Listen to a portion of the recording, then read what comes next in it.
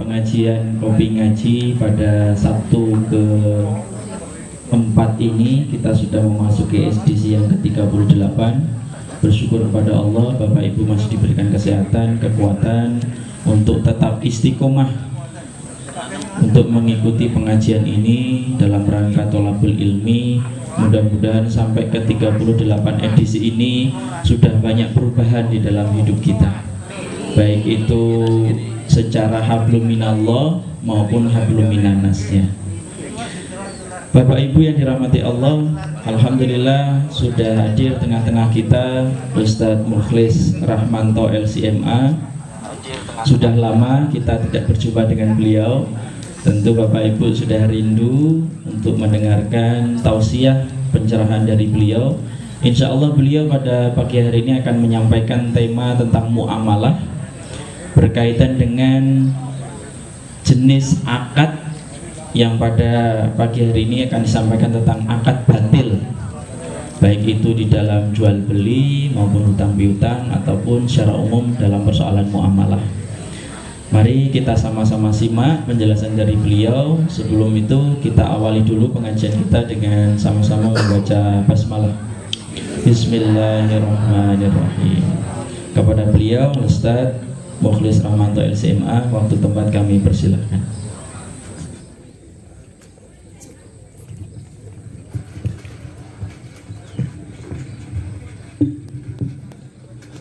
Hadirin jamaah pengajian Kopi Ngaji yang dirahmati oleh Allah Subhanahu wa Ta'ala. Mari untuk yang pertama kali pada kesempatan pagi hari yang sejuk ini, ya, yang dingin dan semilir, ya, karena mepet sawah, ya, atau di pinggir sawah ini, kita bersyukur kepada Allah Subhanahu wa Ta'ala karena masih diberikan nikmat keimanan, keislaman, ya, sebagaimana yang saya baca di Al-Ma'surat tadi, ya. Kemudian kita juga diberikan kesehatan, dan dengan nikmat yang paling besar yaitu iman, hati kita itu digerakkan oleh Allah Subhanahu wa Ta'ala untuk mendatangi majelis ilmu ini, ya. Karena biasanya kalau sudah weekend, ya, hari Sabtu dan hari Minggu atau hari Ahad, itu rencananya kita sudah ingin plesir kemana gitu, ya, ya, ingin healing, ya, ya, healing, mau ke pantai, ya, mau ke tempat-tempat, ya, belanja, pasar dan lain sebagainya. Tapi hati kita pada hari ini, hatinya para hadirin semua itu digerakkan oleh Allah untuk menuju majelis ilmu ini. Dan ini adalah karunia yang besar sekali, nikmat yang besar jika dibandingkan dengan saudara-saudara kita yang, ya, belum diizinkan hatinya oleh Allah Subhanahu wa Ta'ala mendatangi majelis ini. Salawat serta salam kita haturkan kepada junjungan kita Nabi Agung Muhammad Sallallahu Alaihi Wasallam. Nah, semoga kita termasuk umatnya yang berusaha untuk meneladani apa yang telah beliau tuntunkan kepada kita, karena beliau adalah uswatun hasanah, sebaik-baik tuntunan, ya. Untuk mengetahui apa saja yang dituntunkan oleh Nabi Sallallahu Alaihi Wasallam, maka mau tidak mau salah satu jalannya adalah dengan kita banyak mendatangi majelis ilmu untuk mengetahui apa saja yang diajarkan oleh Nabi. Dan kalau itu sudah diajarkan oleh Nabi, dituntunkan oleh Nabi, jelas itu juga dituntunkan oleh Allah Subhanahu wa Ta'ala. Kalau tidak dituntunkan oleh Nabi, pastinya juga tidak akan dituntunkan oleh Allah Subhanahu wa Ta'ala. Karena seorang muslim itu tidak ada lagi pilihan, ya. Kalau sudah ditetapkan A, ya harus milih A itu, tidak ada lagi B dan C. Kalau Allah dan Rasulnya sudah menentukan. ayyakuna lahumul khiyarah, ya, tidak ada lagi pilihan yang lain, ya. Nah, untuk mengetahui itu salah satu jalannya adalah kita sering mendatangi majelis ilmu itu sendiri. Hadirin jamaah sekalian rahimakumullah, tema yang diberikan kepada saya pada pagi hari ini yaitu tentang akad muamalah yang batil. Ya. Nah ini kalau kita berbicara tentang ini, ya, tema ini, maka kita harus kembali kepada salah satu ayat dalam Al-Quran, ya, yang menjadi prinsip, ya, dalil dasar dari seluruh, ya, wilayah muamalat, ya, yaitu hubungan sesama manusia, ya. Kalau ibadah itu adalah hubungan kita kepada Allah Subhanahu wa Ta'ala. Muamalat itu nanti dibagi banyak macam-macamnya. Ada muamalah dalam bidang politik, negara, urusan negara. Ada muamalah dalam bidang sosial, kemasyarakatan, ya, hubungan antar tetangga, ya, sesama anggota masyarakat. Ada juga muamalah di dalam bidang ekonomi dan bisnis, ya, kaitannya dengan cara berdagang yang baik, bagaimana jual beli dilakukan dengan cara yang baik, ya. Salah satu pangkal dasarnya adalah dalam surat Al-Baqarah ayat 168, Allah berfirman, ya ayuhan nasu kulu mimma fil ardi halalan thayyiba wala tattabi'u khutuwatis syaiton innahu lakum aduwwum mubin. Ya ayuhan nas, hai seluruh manusia. Jadi ini tidak hanya khusus kepada orang-orang beriman. Kulu mimma fil ardi jami'ah, ambillah manfaat mulai dari kita memakan, ya, mengolahnya, ya. Kulu mimma fil ardi, segala apa yang ada di muka bumi ini, jami'ah, semuanya. Artinya apa? Segala sesuatu yang diciptakan Allah Subhanahu wa Ta'ala di muka bumi ini, mulai dari apa yang ada di hadapan kita, ada persawahan yang menghasilkan padi, ya, dan lain sebagainya, kebun, ya, hutan, lautan, ya, dan lain sebagainya, itu pasti ada manfaatnya. Termasuk, ya, yang kadang-kadang kita menganggapnya itu nggak bermanfaat, tapi bisa jadi di tempat lain itu memiliki manfaat.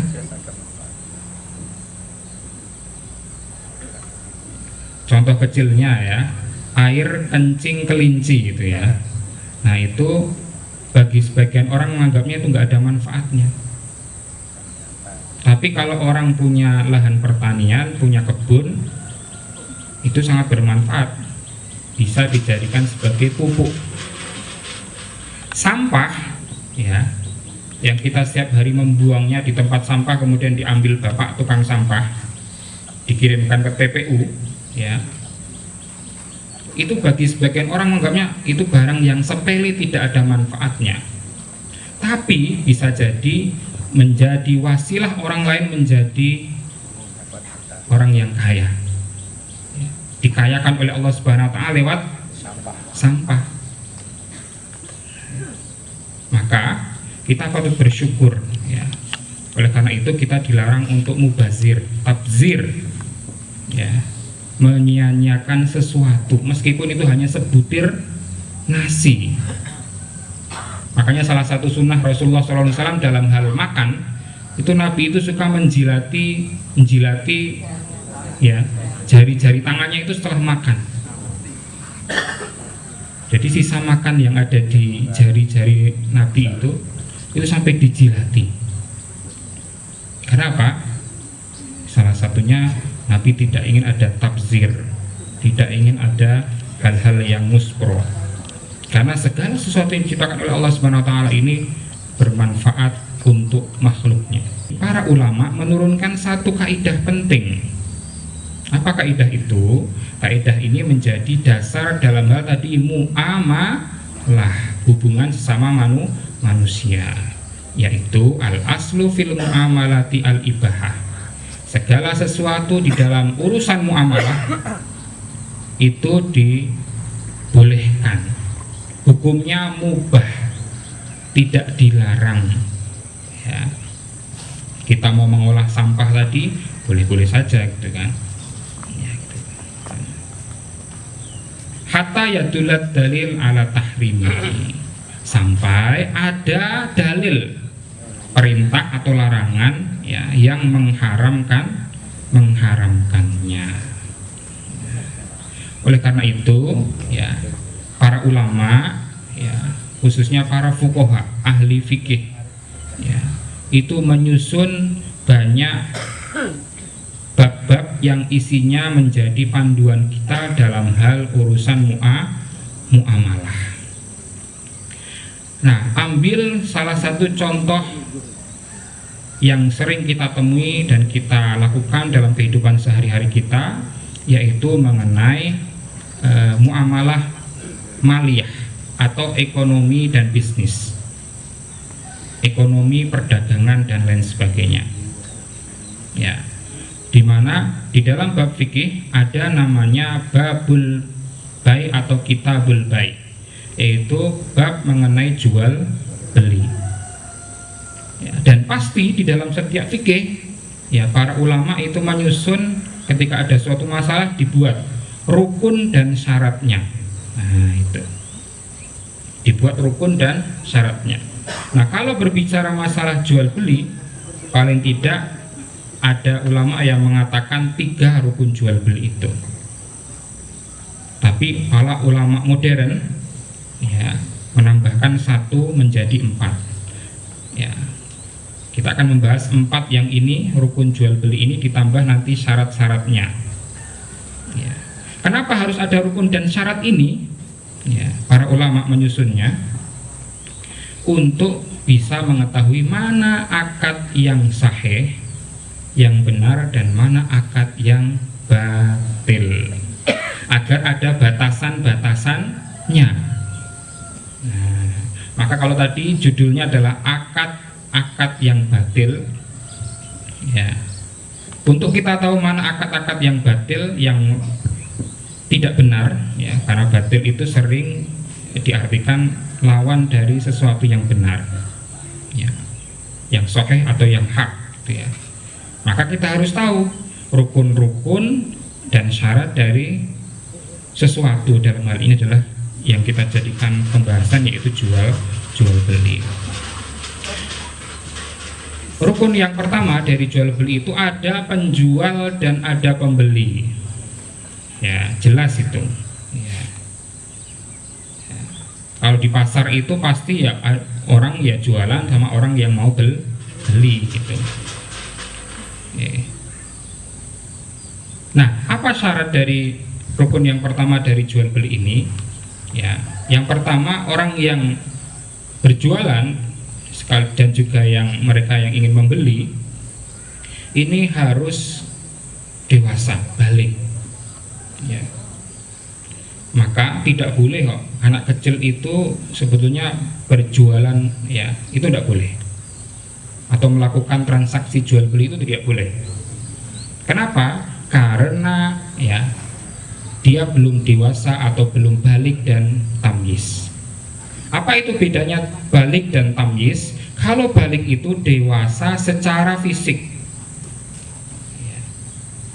Dewasa secara fisik, ya, sudah tumbuh umurnya 5 tahun, 6 tahun, 7 tahun. Tapi kalau tamyiz itu dewasa secara pikiran, bisa membedakan mana yang baik, mana yang buruk. Oke. Bisa membedakan ini api, ya, ini air, mana panas, mana dingin, ya, gitu. Jadi kira-kira kalau anak kecil jualan, apalagi kita kan sekarang di sekolah-sekolah itu dilatih untuk entrepreneurship, untuk latihan. Ya kalau latihan tidak apa-apa, ya. Karena kita ini Indonesia ini negara yang kekurangan pengusahanya Bapak Ibu sekalian. Ya. Ya, semua ingin jadi pegawai. Lulus kuliah semua ingin daftar jadi pegawai. Jarang yang ingin jadi pengusaha, entrepreneurship atau pedagang, itu jarang. Apalagi jadi petani. Maka anak-anak kecil sekarang dilatih di sekolahnya itu agar bisa menjadi entrepreneur, berjualan. Nah, yang seperti itu diperbolehkan. Lalu bagaimana Ustadz kalau saya misalkan nyuruh anak saya untuk beli di warung? Itu kan jual beli juga gitu. Nah, kalau kasusnya seperti itu, yang beli itu orang tuanya atau anaknya? Orang tuanya menyuruh anaknya, artinya mewakilkan kepada anaknya. Nah, gitu kan.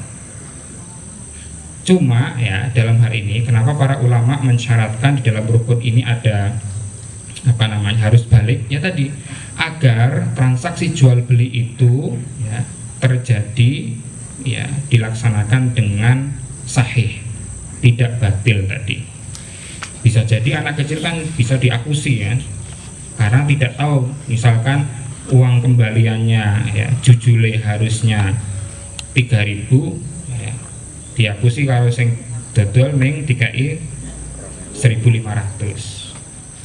Nah, itulah yang namanya sesuatu yang harus dihindari menurut para ulama agar transaksi itu betul-betul menjadi yang sahih, benar. Selain penjual pembeli ini harus dewasa ya, tidak dibatasi ya, penjual pembeli ini harus muslim atau tidak ya, jadi boleh kita itu bermuamalah jual beli dengan non muslim ya. Karena apa? Ini bukan masalah ibadah. Apa dalilnya? Banyak sekali. Nabi SAW ishtara ta'aman min yahudiyin ila ajal warohanahu bidir'ihi. Nabi SAW itu membeli makanan kepada seorang Yahudi ila ajal, dengan kredit tidak tunai ya.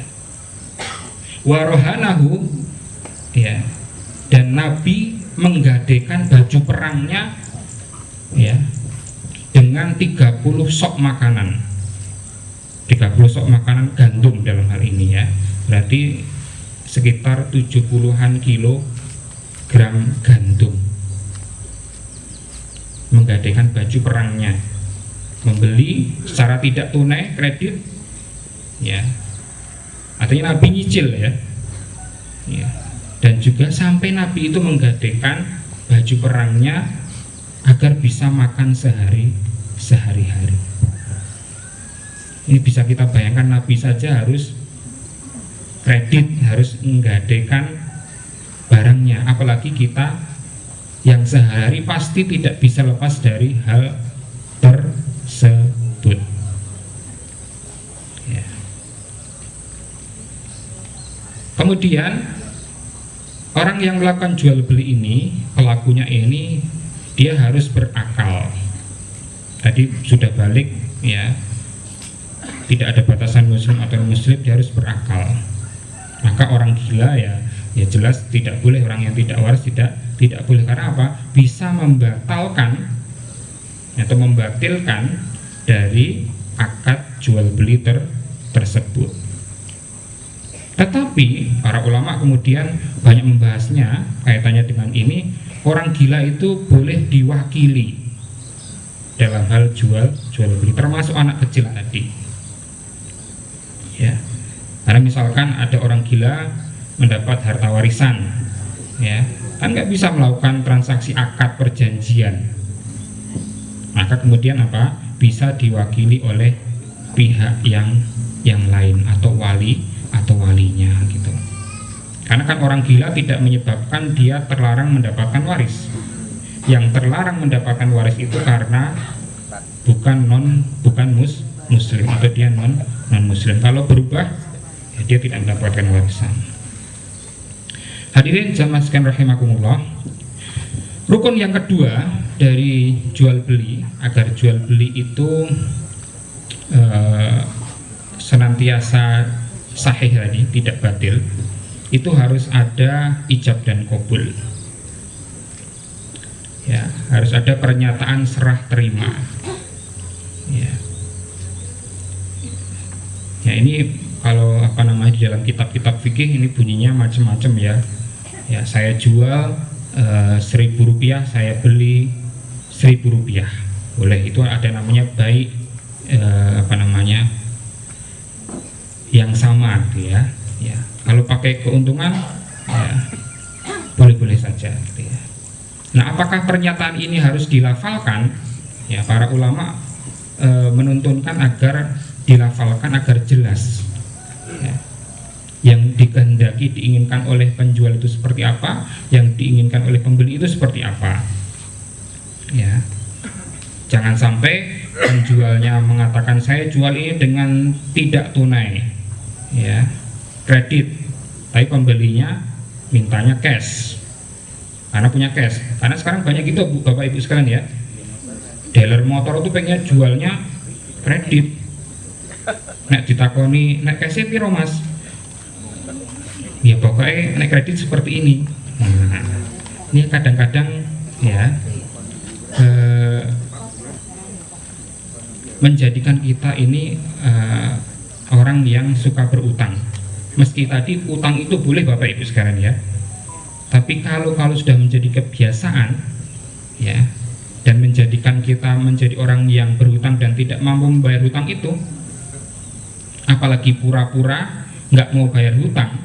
Nah, kalau didatangi, ditagih nggak mau bayar hutang, ya itu sudah kita melakukan tindak kezaliman. Oleh karena itu ya kalau kita ke lembaga keuangan syariah, ya di situ ada takzir. Takzir itu denda. Ya, kalau ini nggak mau bayar utang gitu ya, padahal mampu bayar utang, itu boleh didenda. Tapi dendanya ini tidak boleh dicatatkan dalam keuntungan, karena nanti itu riba. Tapi dicatatkan pembukuannya itu dalam sosial.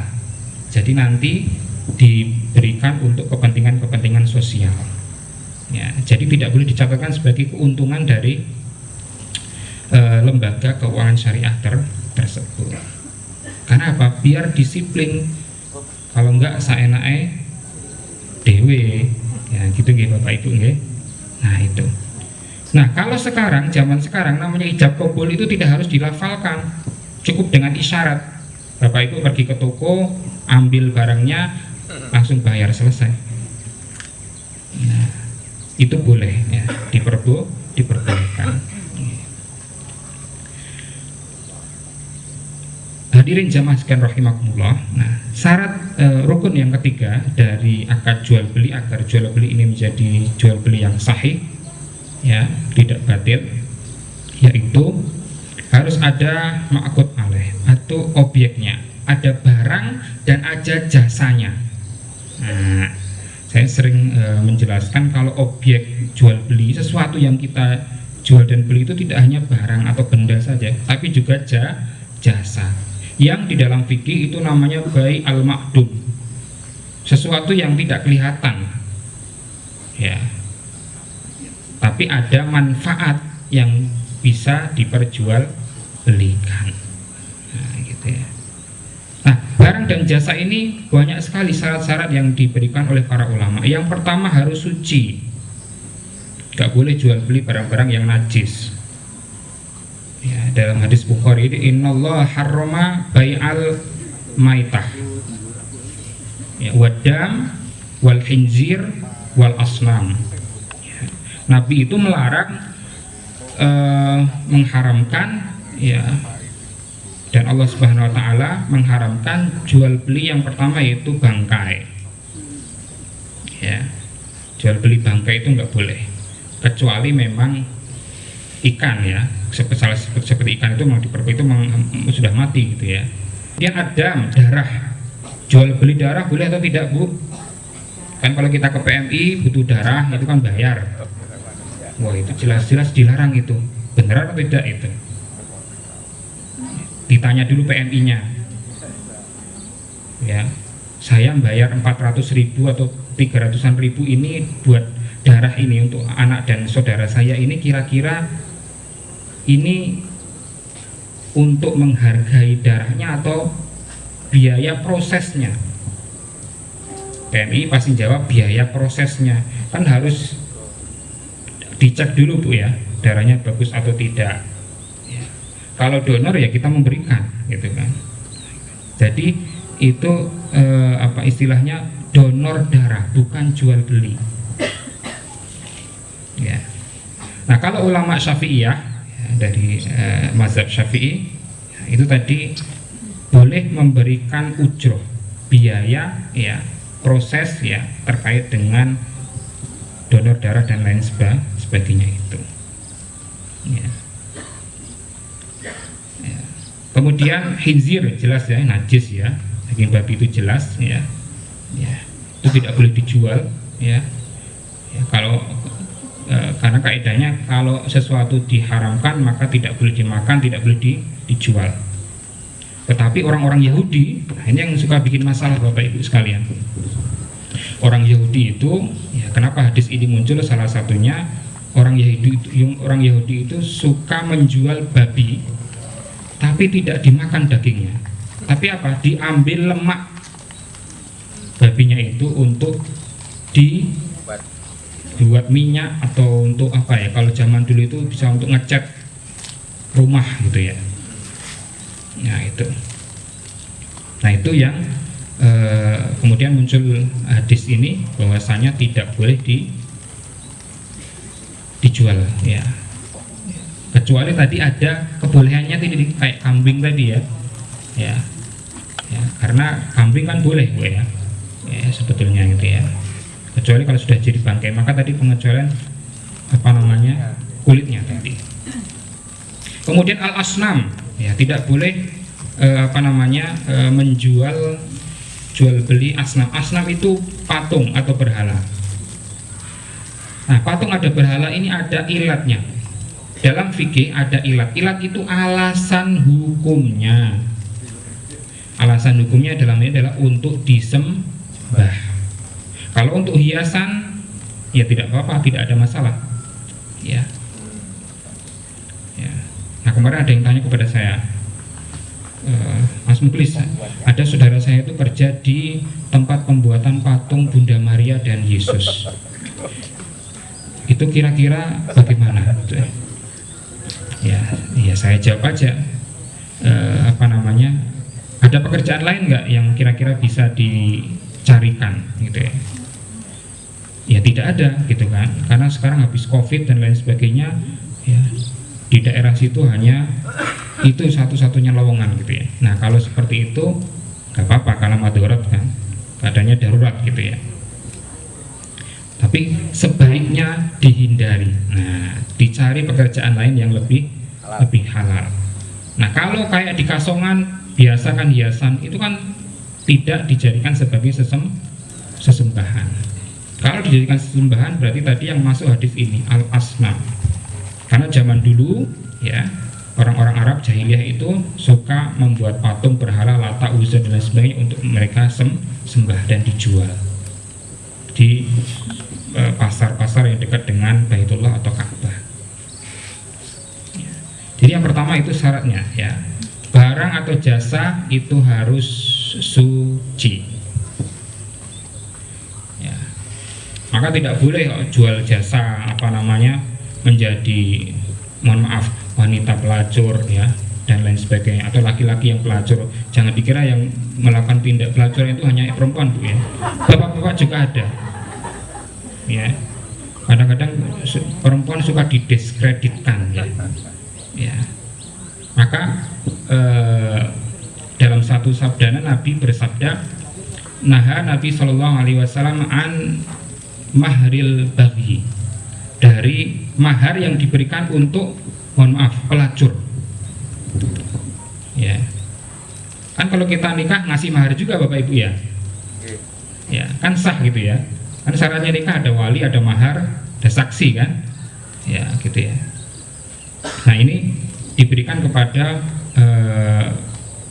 jasa perempuan atau laki-laki yang tidak baik, yang melacurkan diri, maka maharnya menjadi haram. Upahnya itu tidak, ya. Kalau bahasanya di situ mahar, ya, wa maharil baghi. Ya. Nah itu. Kemudian Bapak Ibu sekalian yang dirahmati Allah Subhanahu Wa Taala, syarat yang kedua dari rukun ma'qud alaih, objeknya ini harus ada barang dan jasa, itu adalah harus barangnya ini bermanfaat dan bernilai, atau bahasanya itu mutaqawwam, bahasa agamanya.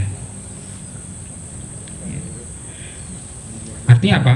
Itu bisa menurut syariat, menurut Islam itu bernilai. Ya. Jadi ukuran manfaat dan nilainya di sini adalah menurut aturan-aturan Allah Subhanahu wa Ta'ala. Karena daging babi itu bermanfaat, ya kan? Bagi yang menganggapnya itu boleh. Tapi kan aturan Allah Subhanahu wa Ta'ala tidak boleh. Maka tadi, ya, semua yang ada di muka bumi ini diperbolehkan, ya. Tapi juga menjadi ujian bagi kita, apakah kita itu taat kepada Allah atau tidak. Ya.